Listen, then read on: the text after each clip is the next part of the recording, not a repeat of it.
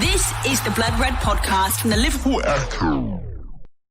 Liverpool 0, Manchester United 0. All the build-up for that. Liverpool still 3 points off the summit, despite Thiago Alcantara's efforts, and in parts only 3, thanks to Alisson Becker. I'm Guy Clarke. Welcome to the Debrief live here on the Blood Red channel. Matt, Addison and Theo Squires alongside. If you want to leave your thoughts in the comments section, whether you're joining us on YouTube or Facebook, we will try and get as many of them on screen as we can. But Matt, I'll come to you first. 3 games now without a goal. It's not looking good. No, and Liverpool should have scored there. I think I said it at the time. I think in that first half against a team like Manchester United, if you've got 1 or 2 opportunities opening up for you, you've got to take them, because I thought that they would get better in the second half, and that's how it panned out. I mean, it is becoming a little bit of a pattern, isn't it? It's weird because, Liverpool have got no centre-backs, they've got no defenders at this moment in time, but it's not the defence directly anyway, which is the big problem at the moment. It's scoring goals. I mean, I do think it's linked. I think, the fact that they're not scoring is linked to the lack of centre-backs. I think they're maybe just holding back at certain times. Certainly the full-backs have been in recent matches and things like that, just because you don't quite want them to leave that back line exposed, given the sort of personnel that are in there. But look, it's no excuse for Liverpool. They did have 1 or 2 opportunities. They probably both fell, really. The best two to Roberto Firmino, and we know that he's just not quite that clinical player as Salah and Mane are. So I think Liverpool will almost be happy with a point, but at the same time be frustrated. I said going into it, I thought it would be 0-0. I thought it would be a draw, and that's how it's panned out. I think at the end of the game, because of how it's gone, Liverpool fans will be frustrated. But look, I don't think it's the worst result in the world, to be honest, for either team. Theo, what did you make of it? Matt mentioning there chances coming for Roberto Firmino in the first half. Maybe on at least one occasion, he could have played it somewhat better placed, couldn't he? Yeah, he could. For me, it feels like a defeat. I know Matt's just said there it's not the worst result, but you're looking at the league table. Let's be honest, Manchester City are going to overtake Liverpool now. Liverpool will probably be 4th by the end of play tonight. And then it's like, well, can they get enough when they're playing like this to overtake City, to overtake United? I expect Leicester to fall away before the end of the season, but it's a big ask now, and they need to find form quickly, whether that's from the return of Jota or anything like that. It's easy to criticise Roberto Firmino for his finishing, but he has come up with big moments before in the past. He scored big goals before in the past. And I don't have an issue with him being in the right position and creating those chances, because it was only a month ago, 2 months ago, he wasn't doing that. For so long, when we were saying Roberto Firmino was out of form, he wasn't being that attacking threat. And now he is. And yeah, his finishing could have been a bit better tonight, but that wasn't the issue. The issue was mainly the decision making. As you've just said, there are a couple of incidents there where he could have played in players who were better placed. The one that stands out was when Andy Robertson was free on his left-hand side, and he could have threaded that through to him, and he's one-on-one. But he wasn't the only player guilty of that. I think the majority of the Liverpool team, they were guilty of playing the occasion rather than the game. They were overthinking it. They know they've not been in the best form recently. They know they've not been creating chances and scoring goals. So they seem to snatch at chances. They were all trying to get the shot away and try and get the goal that way, rather than normally when you'd have seen a Liverpool team that would relax and just play the right ball and get the goal at the killer moments. This isn't the Liverpool team of last season, and it hasn't been for a few weeks now. I can't remember the last time there was a game where it was like 0-0 in the 85th minute, and you thought, well, Liverpool's still going to get a late winner here. They've lost something, that spark, that belief, and whether it is just because of the injuries or fatigue or whatever, I don't know. Jurgen Klopp will have to do something to get some spark back into this team. It doesn't look like it will be in the transfer window, but it's easy to point fingers, but it's not individual errors or anything like that. It's a collective. Liverpool, that they're lacking something, belief, I don't know. Like Mohamed Salah, Sadio Mane, they didn't really have many chances themselves. We've seen Salah for so long look so clinical and never be afraid of shooting. In the last few weeks, he's gone the other way and he's looking to maybe overplay it, play that pass. Liverpool's midfield is definitely missing something from having Fabinho and Jordan Henderson at centre-back. And that's an easy thing to say now, but do you start thinking Gini Wijnaldum's future is elsewhere, and he might be thinking elsewhere, and you need something a bit more in that engine room. The fullbacks haven't been as good as they were last season. the one positive you can say is thank God for Alisson Becker. He is the best goalkeeper in the world. He has made a number of quality saves tonight. In the past, it's like, oh, who's Liverpool missed most? Is it Van Dijk? Blah, blah, blah. Well, Alisson, when he's been absent, Liverpool have missed him. And you just hope he can stay injury-free for the rest of the season, because as he proved tonight, he is worth so many points.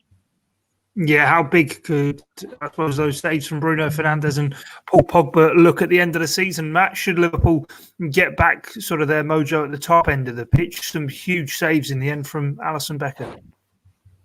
Yeah, I mean, it's exactly what we've come to expect from him, isn't it? I mean, the Paul Pogba one, I think a lot of people will say, well, it's straight at him. But I mean, it's straight at him for a reason, and that's because he's in the absolute perfect position. I think we've seen that once or twice before in big games for him. You think back to the save against Napoli in the Champions League and things like that. I mean, some of these saves, he makes things look a lot easier than what it really is. And I think that was another example of it. He's put himself in the right place. There was that one from Bruno Fernandes as well, where he just sticks his leg out and manages to clear it. And yeah, if it wasn't for him, if you had a different goalkeeper in there, it could have been a very different result for Liverpool. But I think, the very fact that we're sat here at the end of this game talking about how brilliant Liverpool's goalkeeper was in a game where you expected a little bit more from them going the other way, I think just sums up the performance and the way that the game went really for Liverpool. We really should be talking about a Salah or a Mane or a Thiago Alcantara or whoever it might be. And instead we're having to say, well, Liverpool possibly were slightly fortunate to come away with a clean sheet there, or certainly not fortunate in the sense that they've got Alisson, but certainly in one or two moments it looked pretty scary for Liverpool. So yeah, it's one of those. That's the frustration for me. Is as good as Alisson is, I'd rather not be sat here talking about how good he is, because you'd rather he didn't have to make these saves. Might be clutching a bit here, Theo, but how big was the incident right on half-time? Referee Paul Tierney blowing the whistle. It looked like Shaqiri had finally unpicked the lock and played in Sadio Mane. Yeah, it's easy one to say with Sadio Mane's pace, and when he's one-on-one, you normally expect him to score, but he still had a lot to do, didn't he? It's still practically on the halfway line and running through. And whilst if the play had been played on and Paul Tierney lets you have those extra 5 seconds, he's not going to blow when Sadio Mane's through on the edge of the box. But it's still, there's quite a bit there to do. You don't know for sure that a United defender wouldn't race back and steal it off his toes. Like we saw it at the other end, didn't we, in the second half when United counter-attacked and Fabinho did so well to steal it off Rashford. I think it was almost the turning point in the game. Like in the first half, Liverpool were confident that while they hadn't created too many clear-cut opportunities or threatened De Gea as much, they were passing the ball well. But that moment, you can see the frustrations when it happened, and it wasn't quite the same from in the second half. Like Liverpool this season, they need to start well. They need to get the early goals, and if they don't, something seeps out of them. They don't have the belief as much, and because they're not getting the late finishes, and you look to the bench, and there's not really anything that can inspire them to turn it around like we saw tonight. It's really just hopeful his thinking, isn't it? Sitting on Divock Origi, hoping that he can replicate his heroics from a couple of years ago and be a physical presence just because he's a bit different.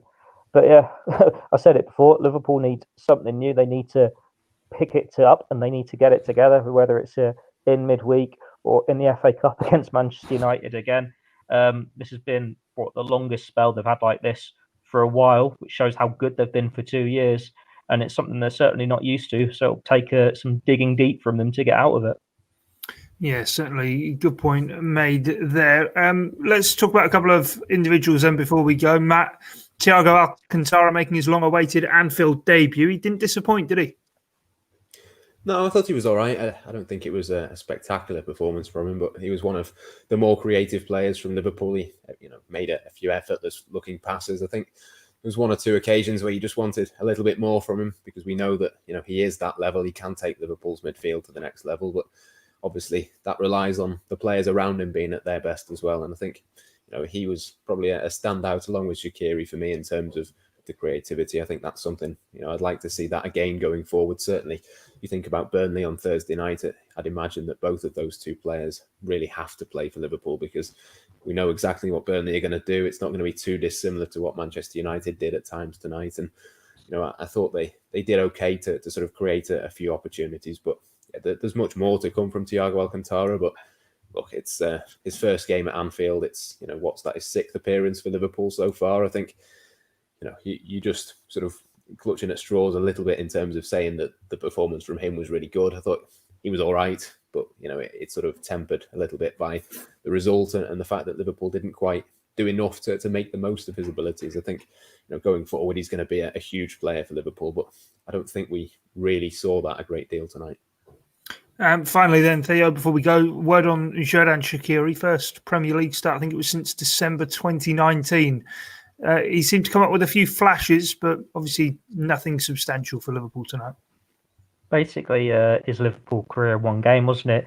He picks his moments, on the ball that he's such a talent and he can pick out that killer pass, but it's that consistency. You want to see a bit more from him. I suppose it was a surprise to see him in a midfield three. When the lineup dropped, you expected it to be on the right in a 4-2-3-1.